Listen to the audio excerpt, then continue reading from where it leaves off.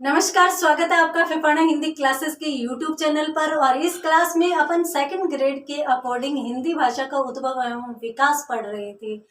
तो उद्भव एवं विकास में अपनों ने थोड़ी सी बेसिक बातें देखी थी। उसके बाद अपन आगे देखते हैं। आगे पढ़ने से पहले, आगे जाने से पहले मैं आपसे एक प्रश्न पूछती हूँ। चलिए, आज का प्रश्न है ये।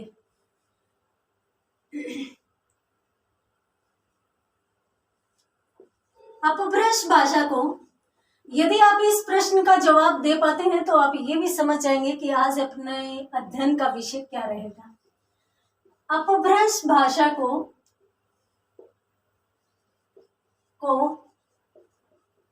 पुरानी हिंदी, और एग्जाम सेकंड ग्रेड ले लो, फर्स्ट ग्रेड ले लो, अत्यंत महत्वपूर्ण प्रश्न है। आप सभी पेपर खोलकर देखना, कम से कम 4 से 5 बार ये प्रश्न आपको मिलेगा आरपीएससी एग्जाम में, कंपटीशन एग्जाम में। अपभ्रंश भाषा को पुरानी हिंदी नाम किसने दिया?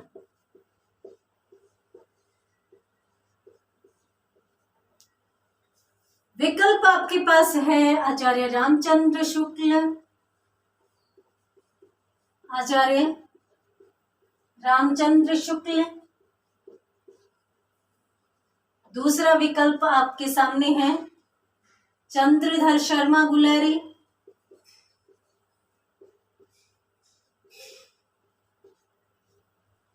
तीसरा आपके सामने विकल्प है सुनीति कुमार चटर्जी।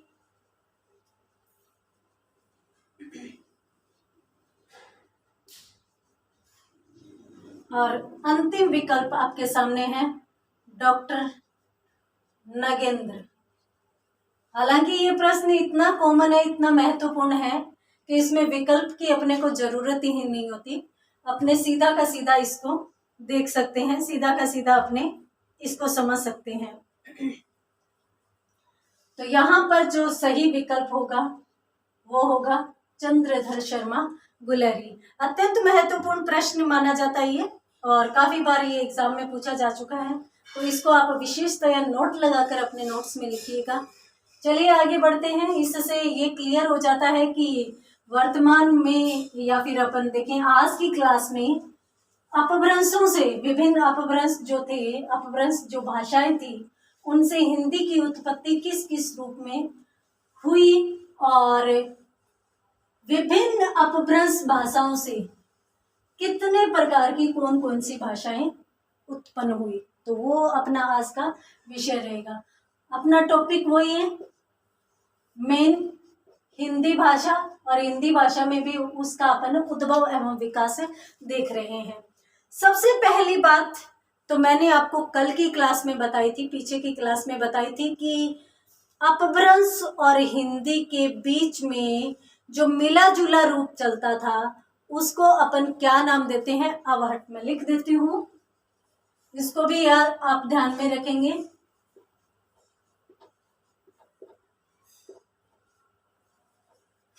अपभ्रंश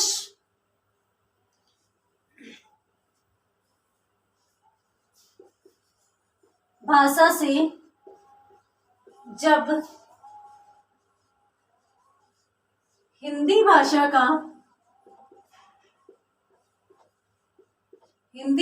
का विकास हो रहा था,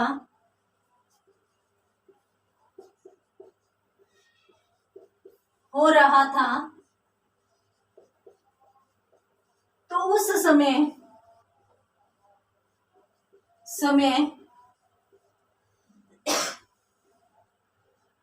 अपभ्रंश व हिंदी का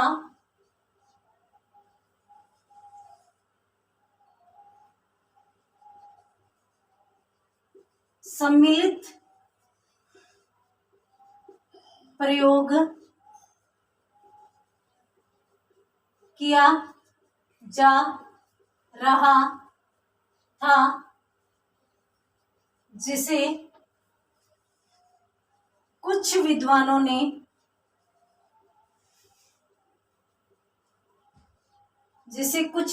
ने क्या नाम दिया? अवहट नाम दिया।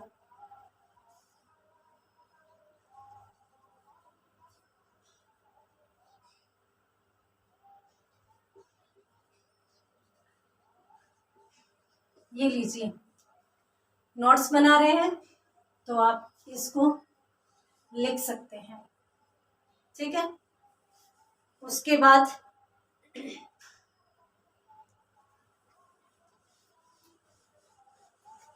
इसके बारे में एक दो बातें जो महत्वपूर्ण,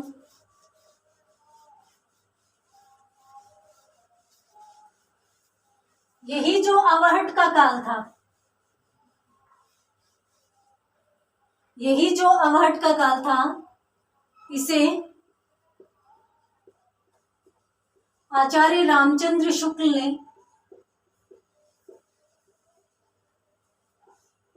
ने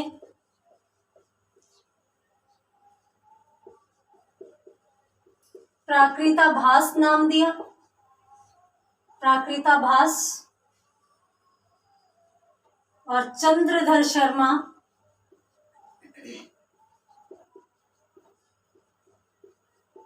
गुलेरी ने इसे पुरानी हिंदी कहा। पुरानी हिंदी कहा।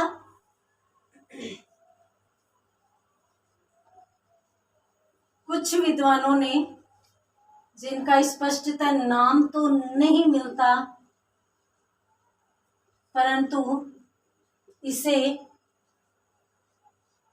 प्रारंभिक हिंदी नाम भी दिया जाता था कि हिंदी का प्रारंभिक स्वरूप आ चुका है, तो इसको प्रारंभिक हिंदी भी कहा था।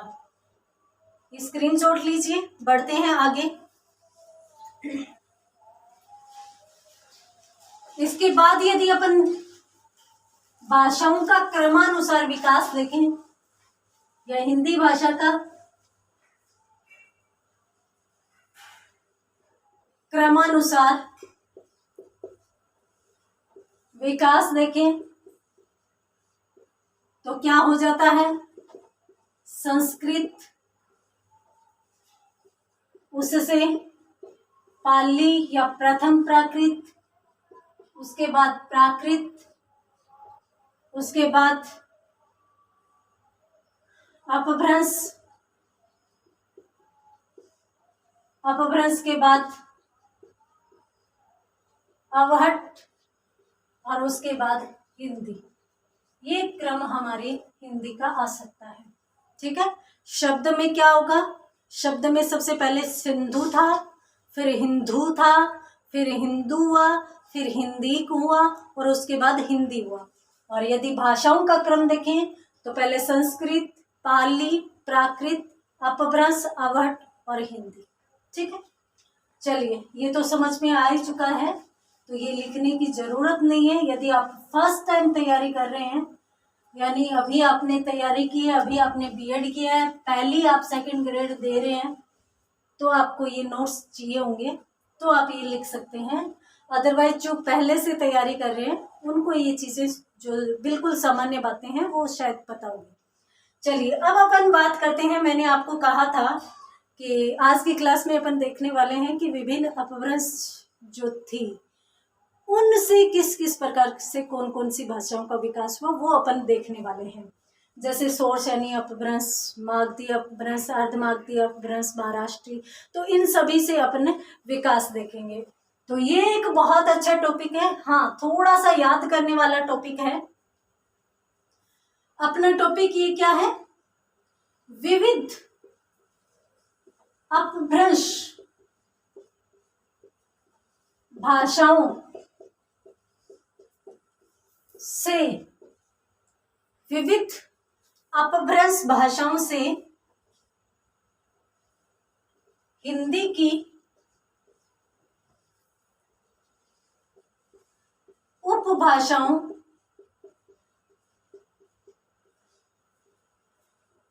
हिंदी की उपभाषाओं व बोलियों का विकास। चलिए, विविध अपभ्रंश है और उससे विभिन्न उपभाषाओं व बोलियों का विकास। सबसे पहले अपन महत्वपूर्ण अपभ्रंश को देखते हैं, और वो अपभ्रंश कौन सा है, शौरसेनी अपभ्रंश। तो सोर्स यानी अपभ्रंश हो जाता है।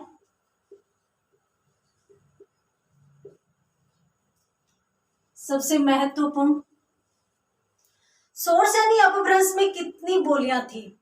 सबसे पहले तो मैं बता देती हूं कि आकार बहुल और ओकार बहुल ये बोलियां ज्यादा थी। अब आकार बहुल और ओकार बहुल क्या होता है, इसको अपन थोड़ा सा समझ लेते हैं। देखिए, जो स्वर होता है ये संस्कृत की थोड़ी सी शब्दावली है। तो यहाँ पर कार जो होता है वो अंतिम वर्ण के लिए प्रयोग में लिया जाता है, और यहाँ पर जब अपनों ने आकार बहुल बोला है तो इसका मतलब वे शब्द जिनके अंत में आ जद आता हो, और ओकार बहुल कहें तो वे शब्द, ओकार तो वे शब्द जिनके अंत में ओ अधिक आता हो।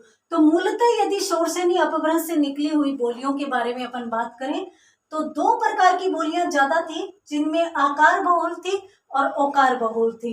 आकार बहुल में यदि अपन देखें तो जाहिर सी बात है कि खड़ी बोली, हरियाणवी वो भाषाएं आ जाती है, और ओकार बहुल में देखें तो ब्रज बुंदेली आ जाती है। चलिए अपन देख लेते हैं, और इस अपभ्रंश को अपन इसी प्रकार से क और ख दो भागों में बांट कर ही पढ़ेंगे।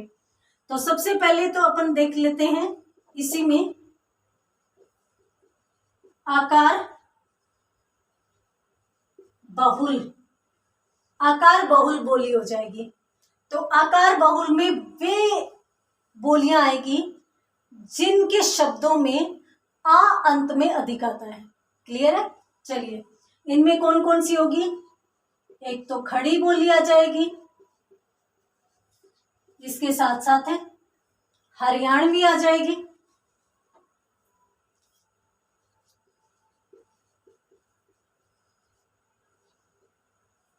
खड़ी बोली, हरियाणवी, और इसके साथ साथ तीसरी दक्षिणी आ जाएगी।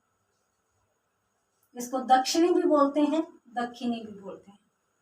तो ये आकार बहुल है। ठीक है। उसके बाद यदि अपन देखें दूसरी ओकार बहुल, ओकार हो जाएगी ओकार बहुल। ठीक है। और ओकार बहुल में बोलियों की यदि अपन देखें तो तीन बोलियां ही इसमें आएगी।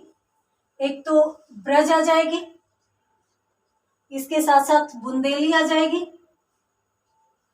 बुंदेली आ जाएगी, और इसके साथ साथ कन्नौजी आ जाएगी। ब्रज, बुंदेली और कन्नौजी, ये एक चार्ट अपने को बनाना है। सामान्यतः सीधा का सीधा प्रश्न पूछा जाता है। यहाँ से अपने इस टॉपिक के महत्वपूर्ण प्रश्नों की शुरुआत हो चुकी है। सोर्स यानी अपभ्रंश में ओकार बहुल बोली थी, बोली नहीं थी। सोर्स यानी अपभ्रंश में आकार बहुल बोली थी, नहीं थी। सीधे के सीधे प्रश्न पूछे जाते हैं, और यहाँ पर अपने को इन सभी भाषाओं को और उनकी उपबोलियों को याद करना पड़ेगा। तो चलिए स्क्रीनशॉट ले लीजिए, नहीं तो अगली क्लास में अपन इसको चार्ट बनाकर ही अध्ययन करेंगे। तो चलिए आज की क्लास में इतना ही, मिलते हैं अगली क्लास में आगे के अपभ्रंशों के साथ। तब तक के लिए धन्यवाद।